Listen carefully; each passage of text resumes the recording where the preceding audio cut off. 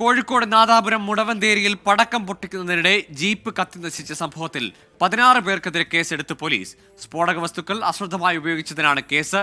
ഇന്ന് പുലർച്ചെയാണ് പെരുന്നാൾ ആഘോഷത്തിന്റെ ഭാഗമായി യുവാക്കൾ പടക്കം പൊട്ടിക്കുന്നതിനിടെ തൊട്ടടുത്ത ജീപ്പിലേക്ക് കരിമരുന്ന് ശേഖരത്തിലേക്ക് തീപ്പൊരി വീണ ജീപ്പ് ഉഗ്രശബ്ദത്തോടെ കത്തുകയായിരുന്നു.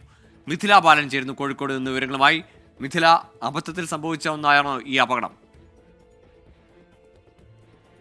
നിലവിൽ അബദ്ധത്തിൽ സംഭവിച്ചത് എന്ന തരത്തിലാണ് പോലീസ് അന്വേഷണം മുന്നോട്ട് പോകുന്നത്. നാദാപുരം പോലീസാണ് കേസെടുത്ത് അന്വേഷണം നടത്തുന്നത്. കണ്ടാൽ അറിയാവുന്ന 10 പേർക്കും മറ്റ് 6 പേരും ഉൾപ്പെടെ 16 പേർക്കെതിരെയാണ് നിലവിൽ ഇപ്പോൾ കേസെടുത്തിട്ടുള്ളത്. സൂചിപ്പിച്ചതുപോലെ തന്നെ ഇന്ന് പുലർച്ചെയാണ് ഈ ഒരു സംഭവം ഉണ്ടായത്. പടക്കം പൊട്ടിക്കുന്നതിനിടെ തൊട്ടടുത്തുണ്ടായിരുന്ന ജീപ്പിൽ സൂക്ഷിച്ചിരുന്ന വൻ പടക്ക ശേഖരത്തിലേക്ക് ഈ തീപ്പൊരി വീഴുകയായിരുന്നു. അങ്ങനെയാണ് ജീപ്പ് വലിയ ശബ്ദത്തിൽ കത്തി നശിച്ചത്. ഈ ഒരു സംഭവത്തിൽ ഇപ്പോൾ LDF അന്വേഷണം വേണമെന്ന് ആവശ്യപ്പെട്ടിട്ടുണ്ട്.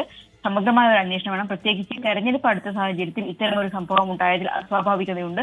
അതുകൊണ്ട് തന്നെ ഇതിൽ അന്വേഷണം വേണമെന്ന ഒരു ആവശ്യമാണ് ഇപ്പോൾ LDF മുന്നോട്ട് വെച്ചത്. എന്ത് തന്നെയായാലും സ്വമേധയാണ് ഇപ്പോൾ നിലവിൽ അതിന് പരാതി നിലവിൽ പോലീസിന് ലഭിച്ചിട്ടില്ല. സ്വമേധയാണ് ഇക്കാര്യത്തിൽ ഇപ്പോൾ നാദാപുരം പോലീസ് കേസെടുത്ത് അന്വേഷണം ആരംഭിച്ചിട്ടുള്ളത്. അലക്ഷ്യമായി ഇത്തരത്തിൽ സ്ഫോടക വസ്തുക്കൾ ഉപയോഗിച്ചു എന്ന വകുപ്പ് പ്രകാരമാണ് കേസെടുത്തിട്ടുള്ളത്.